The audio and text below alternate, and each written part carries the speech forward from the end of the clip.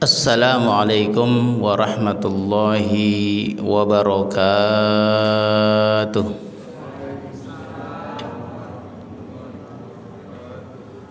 Alhamdulillah, wassalatu wassalamu ala rasulillah wa ala alihi wa sahbihi wa mawala.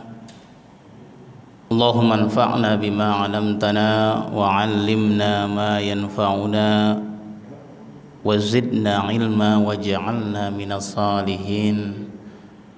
Amin ya rabbal alamin.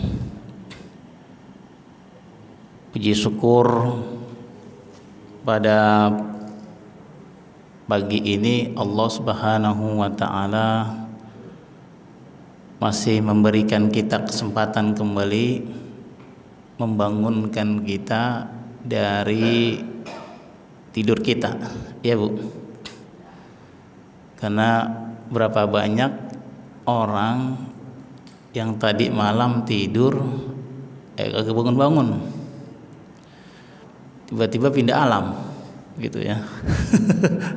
Ada di karet dipak, Masya Allah. Nah, kita bersyukur pada Allah masih bangunkan kita, dan tidak hanya membangunkan, tapi Allah menguatkan kita untuk menuju masjidnya, melaksanakan kewajiban kita, yaitu sholat subuh berjamaah. Sholawat teriring salam semoga selalu tercurahkan kepada junjungan panutan baginda Rasulullah sallallahu alaihi wasallam. Tentunya syafaatnya sangat kita harapkan nanti di yaumil qiyamah. Amin ya rabbal alamin. Bapak dan Ibu, seyogyanya yang mengisi adalah guru kami, guru kita bersama Ustadz Dr. Andes Ahmad Yani, karena beliau ada kesibukan lain sehingga tidak dapat hadir di tempat ini. Mau nggak mau serepnya dipakai gitu Pak. Namanya juga ban serep. Kalau bocor doang, kalau kagak bocor ya kagak dipakai. Baik. Tapi insya Allah walaupun ban serep bisa mengantarkan kita pada tujuan, insya Allah. Bapak Ibu yang dirahmati oleh Allah Subhanahu wa taala, tema kajian subuh kita pada kali ini adalah amalan yang bermanfaat untuk si mayit dari yang masih hidup. Judul ini saya ambil dari kitab Fikih Sunnah. Nanti kalau di rumah ada kitab Fikih Sunnah, boleh dibaca. Karangan Said Sabiq. Dalam kitab itu ada pembahasan amalan-amalan yang bermanfaat untuk si mayit. Jadi sifatnya saya hanya menyampaikan sumbernya dari kitab tersebut. Kira-kira kalau kita tidak bekerja Pak, sudah pensiun, masih dapat penghasilan atau tidak? Kalau pegawai negeri masih dapat ya Pak. Kalau pegawai negeri, tapi kan kebanyakan pegawai swasta Pak. Masih dapat atau tidak? Kebanyakan nggak dapat. Ya orang nggak kerja, bagaimana mau dikasih duit? Tapi kan harapan kita bekerja berhenti, tapi penghasilan jalan masuk, kan begitu. Itu bagaimana kira-kira tuh? Ya kalau begitu Pak, bisnis saja. Itu orang bisnis. Intinya apa yang kita lakukan ketika kita tidak lagi bisa melakukan hal tersebut yang kita harapkan, kita pengen mendapatkan kebaikan atau pahala yang kita inginkan. Kan gitu ya Pak ya? Kalau itu sih hadisnya sering kita dengar. Ya, ini dia. Disepakati bahwa orang yang meninggal dunia itu mendapatkan manfaat dari amal kebaikan yang ia lakukan selama hidupnya. Ini hadis riwayat Muslim, lima rawahu Muslim wa ashabus sunan an Abi Hurairah anna Nabiy sallallahu alaihi wasallam idza mata ibnu adama in qata'a amaluhu illa min thalasin shadaqatin jariyatin aw ilmin yuntafa'u bihi aw waladin salihin yad'u lah. Dari Abu Hurairah, beliau Rasulullah Shallallahu Alaihi Wasallam bersabda, ketika anak Adam meninggal. Jadi anak Adam siapa Pak? Kita juga ya. Amalnya terputus. Maksudnya terputus, ya iyalah Pak. Orang udah meninggal bisa sholat? Kan nggak bisa. Itu maksudnya. Bisa sedekah? Ya nggak bisa, orang udah meninggal. Kan begitu. Sama seperti orang lagi kerja, bikin bangunan, meninggal, bisa bekerja lagi? Nggak bisa. Itu maksudnya terputus. Kecuali ada 3 perkara yang pahalanya ngalir terus, yaitu sedekah jariyah, ilmu yang bermanfaat, atau anak yang soleh yang mendoakannya. Ini amalan atau hasil perbuatan kita ketika sewaktu kita masih hidup, kita membangun ketiga hal ini, maka ketika kita masih hidup pahalanya dapat, dan ketika kita sudah wafat pahalanya masih masuk. Ini umum sekali hadisnya yang sering kita dengar. Ini dari kita Pak, dari usaha kita. Tapi kan topik kita pada pagi ini adalah amalan yang bermanfaat untuk si mayit dari yang masih hidup. Kayak kita nih, kita masih hidup, punya saudara sudah wafat. Nah, itu yang jadi masalah. Kalau tadi itu memang amalan kita, tapi pertanyaannya bagaimana kalau amalan orang lain, ada nggak pengaruhnya untuk kita? Baik, inilah yang kita kaji.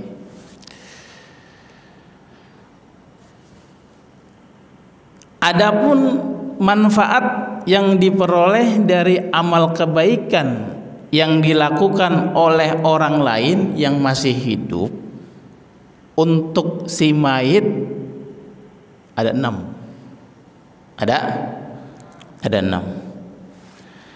Yang pertama adalah doa dan ampunan dari yang hidup untuk yang meninggal. Ya kan? Kalau di kampung kita ada orang meninggal, kita doain atau tidak? Kan kita kadang, siapa yang meninggal? Inna lillahi wa inna ilaihi raji'un. Spontan kita, semoga Allah mengampuni dosa dan kesalahannya. Tuh kan begitu Pak ya, spontan. Apakah bermanfaat doa? Sangat. Di saat dia sudah tidak mampu berdoa, kita yang masih hidup berdoa. Apa dalilnya? kita bisa tengok di dalam surat Al-Hasyr ayat 10. Allah Subhanahu wa taala berfirman, walladzina ja'u min ba'dihim yaquluna rabbana ighfir lana wa li ikhwanina alladzina sabaquna bil iman wa la taj'al fi qulubina ghillan lil ladzina amanu rabbana innaka ra'ufur rahim. Surat Al-Hasyr ayat 10. Sering kita dengar ya Pak ya. Apa artinya orang-orang yang datang setelah mereka? Maksudnya kaum muhajirin dan ansor, merekanya itu. Berarti tabi'in yang dimaksud. Ya Tuhan kami, ampunilah kami dan saudara-saudara kami yang telah beriman dahulu daripada kami. Dan janganlah Engkau jadikan dalam hati kami kedengkian terhadap orang-orang yang beriman. Ya Tuhan kami, sesungguhnya Allah Maha Penyantun lagi Maha Penyayang. Oh, ternyata ada dalilnya kita mendoakan saudara kita yang sudah meninggal, baik yang barusan meninggal maupun yang sudah lampau meninggal. Allah memerintahkan kita untuk memintakan ampunan kepada Allah bagi saudara-saudara kita. Ya minimal Allahumma ighfir lahu warhamhu wa'afihi wa'fu anhu. Itu sangat bermanfaat buat yang telah meninggal dunia. Begitu. Kemudian diperkuat pada hadis Nabi sallallahu alaihi wasallam, "Idza sholaitum 'alal mayyiti fa akhrisu lahu ad-du'a." Jika kalian mensolatkan jenazah, maka ikhlaskanlah doa kalian untuknya. Di Nabi yang memerintahkan. Nabi juga dalam doanya, Allahumma ighfir li hayyina wa mayyitina. Ya Allah, ampunilah orang yang masih hidup di antara kami dan orang yang telah meninggal dunia. Jadi Bapak dan Ibu jamaah yang dirahmati oleh Allah Subhanahu wa taala, ternyata doa yang kita panjatkan itu sangat bermanfaat untuk saudara-saudara kita yang telah meninggal dunia. Itu yang pertama. Bermanfaat untuk mereka yang sudah mendahului kita. Lalu yang kedua, setelah kita mendoakan saudara kita, ada amalan yang bermanfaat untuk mereka, yaitu sedekah untuknya. Imam Nawawi telah menyebutkan adanya ijma, kesepakatan bahwa sedekah yang dikeluarkan untuk orang yang telah meninggal akan sampai pahalanya kepadanya. Baik sedekah itu dilakukan oleh anaknya atau oleh orang lain.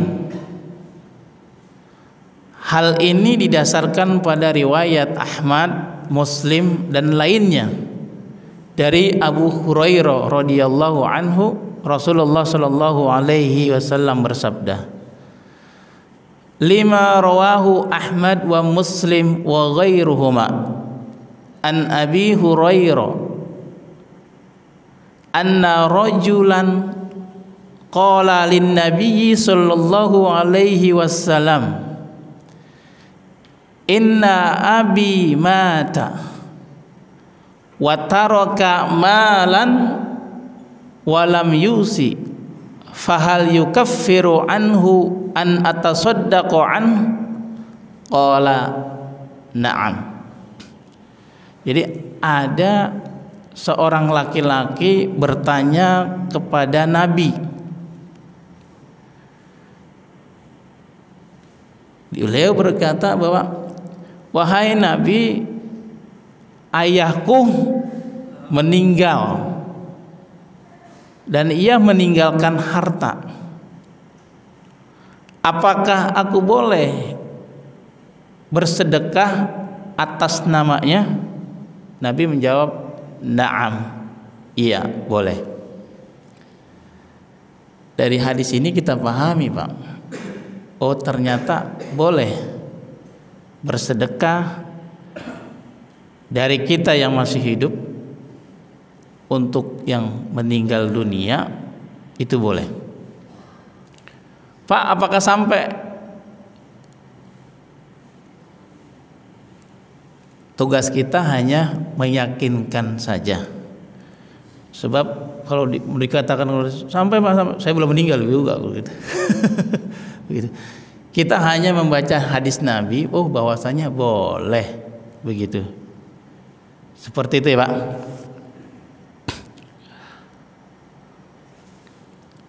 Hadis yang kedua memperkuat, wa an Hasan an Sa'id bin Ubadah anna ummahu matat, qala ya Rasulullah inna ummi matat afa atasaddaqu anha? Qala na'am.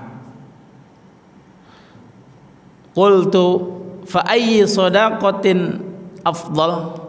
Qala saqyul ma'i. Qala al-Hasan fatilka siqayatu ali Sa'id bil Madinah. Wahai Rasulullah sallallahu alaihi wasallam, ibuku telah meninggal dunia, bolehkah aku bersedekah atas namanya? Nabi menjawab, na'am, boleh. Lalu perempuan tadi bertanya, sedekah apa ya Rasul yang paling baik, yang paling afdal? Nabi menjawab, memberi air minum. Ya mungkin konteks zaman itu, Pak, air kan susah banget. Jangankan buat mandi, buat minum aja susah. Lah kalau sekarang di Almanar sedekahnya air minum, bagaimana kira-kira? Afdol atau tidak? Ya bukan bicara boleh dan tidak boleh orang sedekah, Mak. Maksudnya sedekah yang paling afdol kalau konteks Nabi bilang tadi kan air, ngasih minum. Itu melihat situasi dan kondisi saat itu. Yang diperlukan di kota Madinah adalah air. Lah kalau masjid ini butuh apa, Pak? Oh, masjid ini butuh listrik. Nah kan begitu. Jadi nanti afdolnya tergantung keadaan atau situasi. Baik. Jadi boleh. Oh ternyata sedekah yang kita keluarkan untuk orang yang telah meninggal dunia, baik itu orang tua kita maupun untuk orang lain, dalam hadis ini dikatakan dibolehkan. Seperti itu. Itu yang kedua. Jamaah yang dirahmati oleh Allah Subhanahu wa taala. Lalu yang ketiga, ini amalan dari yang hidup kepada yang meninggal bermanfaat untuknya, yaitu puasa untuk si mayit. Apa dalilnya? Berdasarkan hadis yang diriwayatkan oleh Imam Bukhari dan Muslim dari Ibnu Abbas, ia berkata, ada seorang laki-laki datang kepada Nabi sallallahu alaihi wasallam. Ja'a rajulun ilan nabiyyi sallallahu alaihi wasallam faqala, ya Rasulullah, inna ummi matat wa 'alaiha shaumun syahri afa aqdihi anha qala law kana 'ala ummika dainun akunti qadiyahu anha qala na'am fadainullahi ahaqqu ayyuqda. Ada seorang perempuan datang kepada seorang laki-laki, maksudnya, wahai Rasulullah, ibuku telah meninggal dunia dan ia memiliki kewajiban puasa selama 1 bulan. Mungkin waktu bulan puasa ibunya sakit kali ya Pak ya. Setelah berlalu habis lebaran meninggal. Mungkin begitu ceritanya. Apakah aku harus menggantinya untuknya? Nabi menjawab, jika ibumu memiliki utang, apakah kamu akan melunasinya? Laki-laki itu berkata, iya. Nabi kemudian bersabda, utang kepada Allah lebih berhak untuk dilunasi. Begitu. Masalahnya Pak, jangankan puasa untuk menggantikan ibu saya. Saya aja puasa ini masih utang. Kan begitu. Kalau itu masalah teknis ya Pak.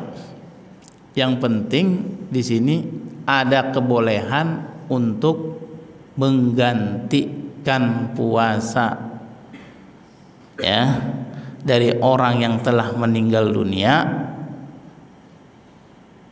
yang dilakukan oleh orang yang masih hidup. Ada kebolehan begitu. Masalah mau dikerjakan mau tidak itu masalah pribadi saya rasa. Karena puasa nggak semua orang senang puasa. Baik.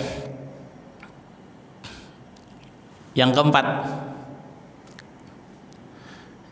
haji untuk si mayit. Ini sering kita dengar. Berdasarkan hadis yang diriwayatkan oleh Imam Bukhari dan Ibnu Abbas, ada seorang wanita dari suku Juhainah datang kepada Nabi Shallallahu Alaihi Wasallam dan berkata, lima rawahul Bukhari an Ibni Abbas anna imra'atan min Juhainah ja'at ila Nabi sallallahu alaihi wasallam faqalat inna ummi nadharat an tahujja falam tahujja hatta matat afa hujja anha qala haji anha ara'aiti law kana ala ummika dainun akunti qadiyatahu iqdu fallah ahaqqu bil qada'i. Wahai Rasulullah, ibuku telah bernazar untuk berhaji namun belum sempat berangkat, kemudian ia meninggal. Apakah aku harus berhaji untuknya? Nabi menjawab, berhajilah untuknya. Bagaimana menurutmu jika ibumu memiliki utang? Apakah kamu akan melunasinya? Wanita itu menjawab, iya. Maka lunasilah, karena utang kepada Allah lebih berhak untuk dilunasi. Jamaah yang dirahmati oleh Allah Subhanahu wa taala, dari sinilah muncul istilah badal haji. Artinya ada kebolehan untuk menggantikan haji bagi orang yang telah meninggal dunia, dengan catatan yang menggantikan haji itu orang yang pernah melaksanakan ibadah haji terlebih dahulu. Nanti bagaimana teknisnya? Teknisnya akan dibicarakan pada ilmu fikih. Ini sekedar informasi saja. Baik. Berikutnya jamaah yang dirahmati oleh Allah Subhanahu wa taala. Yang kelima, salat untuk si mayit. Nah, ini aneh juga. Jarang kita dengar juga ini. Apa dalilnya? Anna rajulan qala ya Rasulullah innahu kana li abwani ubirruhuma fi hali hayatihima fa kaifa li bibirrihima ba'da mautihima. Faqala sallallahu alaihi wasallam inna minal birri ba'dal mauti an tusalliya lahuma ma'a salatika wa an tasuma lahuma ma'a siyamika. Wahai Rasulullah, aku memiliki kedua orang tua yang aku selalu berbakti kepadanya semasa keduanya masih hidup. Bagaimana aku bisa berbakti kepada mereka setelah kematian mereka? Ini konsultasi. Kemudian Nabi bersabda, sesungguhnya salah satu bentuk bakti setelah kematian adalah engkau sholat untuk mereka bersamaan dengan sholatmu, dan engkau berpuasa untuk mereka bersamaan dengan puasamu. Jamaah yang dirahmati oleh Allah Subhanahu wa taala. Jadi dari cerita ini, pemuda datang kepada Nabi. Biasanya pemuda tersebut berbakti kepada kedua orang tuanya ketika masih hidup. Ketika kedua orang tuanya sudah meninggal dunia, apakah bisa ia berbakti kepadanya? Nabi menjawab iya. Bagaimana caranya? Ente sholat untuknya, boleh juga puasa untuknya. Bisa jadi sejarah hadis ini, pemuda tersebut bisa jadi nggak punya banyak duit, kan gitu Pak ya. Sehingga Nabi kasih alternatif begini aja, ente sholat aja. Apakah sholatnya wajib? Tidak wajib. Ini sekedar pilihan saja, sekedar boleh. Jadi kita sholat, misalnya sholat sunnah yang dimaksud seperti ini, kemudian pahalanya sholat tersebut dihadiahkan untuk kedua orang tuanya. Itu maksud dari Nabi. Tapi kan Pak, di masyarakat kita jarang Pak kita kerjain. Iya, jarang bukan berarti tidak ada hadisnya. Masalah pengamalan itu sih tergantung pribadi masing-masing. Ini cuma sekedar informasi bahwa ada alternatif untuk berbuat baik, berbakti kepada orang tua kita dengan cara sholat seperti itu. Tapi ingat, sholat ini bukan wajib. Kalau senang silakan dikerjakan, kalau tidak senang ya nggak masalah, nggak dikerjakan juga. Hanya sekedar informasi. Sama seperti puasa tadi, Nabi bilang kalau antum senang berpuasa untuk orang tua antum, ya silakan. Kalau enggak jadi masalah. Begitu. Sekedar informasi bahwa salah satu berbakti kepada kedua orang tua boleh ya dengan sholat, boleh. Seperti itu. Jamaah yang dirahmati oleh Allah Subhanahu wa taala. Lalu yang keenam terakhir, bacaan Al-Qur'an kita untuk si mayit. Dalam hal ini khilaf. Jadi ulama banyak berbeda pendapat tentang ini. Saya hanya sekedar membacakan saja. Imam Ahmad bin Hambal dan sekelompok ulama dari mazhab Imam Syafi'i berpendapat bahwa pahala bacaan Al-Quran dapat sampai. Jadi menurut Imam Ahmad bin Hambal dan sebagian mazhab Imam Syafi'i mengatakan bahwa pahala bacaan Al-Quran itu jika dihadiahkan kepada yang meninggal sampai. Pendapat yang dianjurkan adalah setelah selesai membaca, seorang mengatakan, ya Allah, sampaikanlah pahala dari apa yang telah aku baca kepada si fulan. Allahumma ausil misla sawabi ma qara'tuhu ila fulan. Dalam kitab Al-Mughni karya Imam Ibnu Qudamah disebutkan bahwa Imam Ahmad bin Hambal berkata, orang yang meninggal akan menerima segala bentuk kebaikan berdasarkan teks-teks yang ada. Dan karena umat Islam di berbagai tempat berkumpul untuk membaca Al-Quran dan menghadiahkan pahalanya kepada orang yang meninggal tanpa ada yang mengingkari, ini menunjukkan adanya ijma atau kesepakatan. Ini kata Imam Ahmad bin Hambal.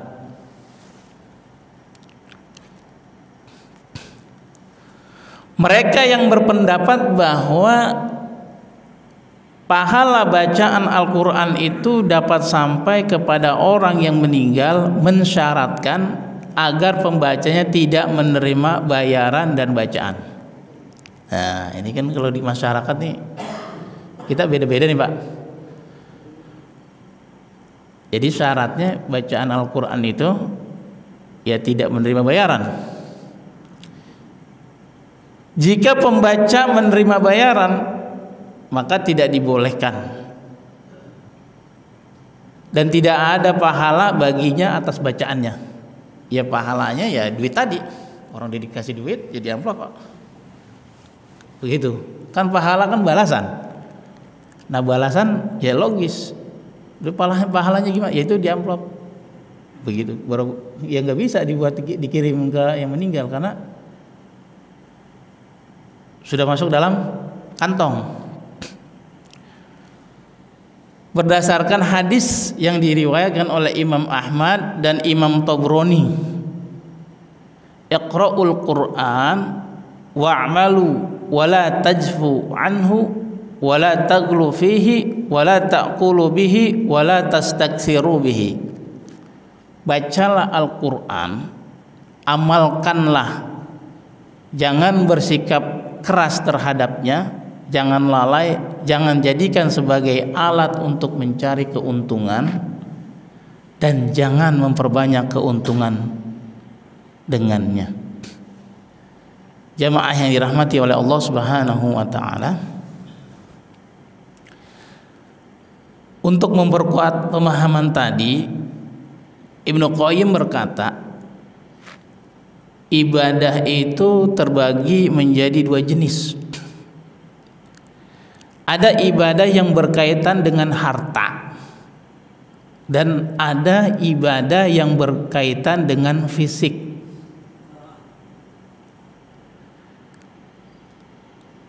Nabi telah menjelaskan bahwa pahala sedekah sampai kepada orang yang meninggal karena sifatnya tadi ibadah harta. Maka hal itu juga berlaku untuk seluruh ibadah yang berkaitan dengan harta. Nabi juga sudah menjelaskan bahwa pahala puasa sampai kepada orang yang meninggal, maka hal itu juga berlaku untuk seluruh ibadah fisik. Jadi dikiaskan. Kalau ibadah puasa aja pahalanya sampai, puasa kan itu ibadah fisik ya Pak, ya kan, menahan makan, minum, pandangan, terus fisik kita ibadah. Jadi dikiaskan berarti seluruh ibadah yang berhubungan dengan fisik itu sampai pahalanya. Itu kiasnya begitu. Tadi ibadah berhubungan dengan harta, sedekah sampai pahalanya sampai. Baik. Nabi juga menjelaskan bahwa pahala haji, kalau haji itu ibadah gabungan atau bukan? Ya kan, fisik juga iya, duit juga iya. Berarti kan gabungan Pak. maka sampai kepada orang yang meninggal, maka ketiga jenis ibadah ini telah sahih berdasarkan teks dan pertimbangan akal.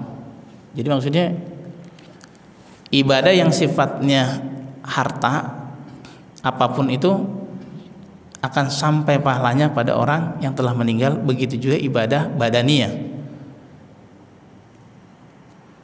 Jadi kiasnya seperti itu.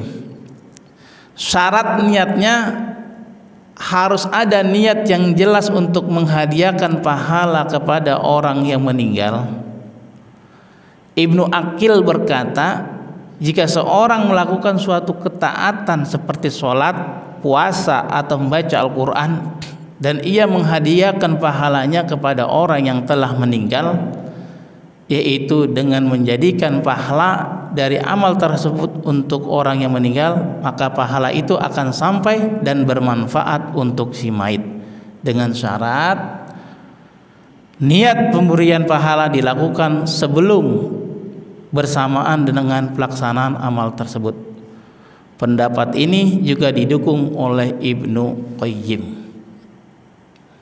Jamaah yang dirahmati oleh Allah Subhanahu wa taala, itulah amalan-amalan dari yang hidup kepada yang meninggal dunia. Demikianlah kajian ini yang dapat saya sampaikan. Jika ada tanggapan atau pertanyaan, dipersilakan. Ada ya Pak? Silakan.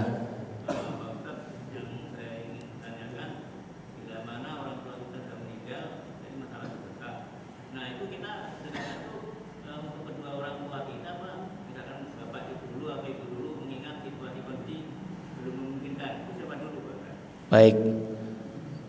Jadi kalaupun kita mau mengamalkan hadis ini, kita bersedekah untuk kedua orang tua kita. Kan keduanya sudah meninggal ya Pak. Kita niatkan saja sekaligus. Jadi enggak langsung ini buat ibu saya dulu. Ini bulan depan buat bapak saya. Jadi bagaimana Pak? Sudah diniatkan saja bareng. Ya Allah, saya bersedekah untuk kedua orang tua saya, pahalanya mohon disampaikan. Sebut namanya. Seperti itu. Jadi nggak usah pilih ibu dulu atau bapak dulu. Baik. Ada lagi Pak? Silakan Pak. Mengenai bakal haji. Iya. Tahun kemarin ada pelaksanaan ibadah haji, ada kira-kira ratusan jemaah haji yang meninggal sebelum menyelesaikan ibadahnya. Kemudian pemerintah, dalam hal ini Departemen Agama, memberitahukan bahwa kepada yang meninggal itu akan dibadalkan hajinya, Ustaz. Saya pernah menanyakan ini kepada Ustaz Ahmad Dhani, tapi ya jawabannya kurang memuaskan karena dia hanya menerangkan bahwa hal ini boleh katanya.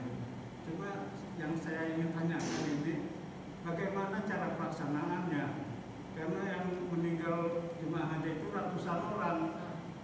Padahal untuk membadalkan haji ini apakah satu orang boleh untuk beberapa jemaah yang meninggal atau satu orang satu jemaah gitu? Baik. Jadi teknis badal haji itu Pak, satu orang satu. Ya. Jadi harus menyediakan ratusan petugas juga untuk melaksanakan ini. Jadi begini, kalau masalah teknis itu nanti tergantung bagaimana Kemenak gitu ya Pak. Masalah teknis. Seandainya tidak memungkinkan untuk dibadalkan haji saat itu, karena memang jumlahnya yang meninggal banyak, maka kan bisa dibadalkan haji di tahun berikutnya. Jadi badal haji itu nggak langsung hari itu, nggak harus tahun itu. Ya, terus tahun berikutnya juga ratusan lagi yang meninggal. Nah, seperti itu. Betul Pak, seperti itu. Nah, kalau orang tersebut sudah, pertanyaannya, apakah sudah melaksanakan wukuf atau belum kan gitu Pak ya? Kan dikatakan haji itu kan belum melaksanakan ibadah haji. Baik. saat itu jika tidak memungkinkan untuk dilakukan, nanti akan biasanya Pak, yang setahu saya itu akan diinformasikan kepada keluarganya. Nanti optionnya bisa digantikan oleh keluarganya di tahun yang akan datang. Kalau yang meninggal 100 Pak saat itu, ya badalnya harus 100. Kan begitu Pak. Tapi kan masalahnya, ada nggak badalnya 100 itu? Kalau nggak ada ya nggak bisa kan begitu Pak. Berarti kan masalah teknis ini nanti akan dilaksanakan bisa jadi di tahun berikutnya dan bisa digantikan dengan anaknya. Saya rasa seperti itu. Jadi prinsipnya badal haji satu orang satu. Kalau yang meninggal 1000 Pak, nah itu kan bicara kan begitu. Maka saya bilang tadi itu bicara teknis. Jadi prinsipnya badal haji satu orang satu. Kalau ada orang yang meninggal 1000, nah itu bagaimana nanti bagi penyelenggara haji pemerintah teknisnya bisa jadi nanti digantikan di tahun berikutnya oleh anak atau saudaranya. Saya rasa begitu Pak. Terima kasih, pertanyaannya luar biasa ini. Saya juga jadi mikir. Baik, ada lagi yang lain? Baik, kalau tidak ada bisa kita simpulkan.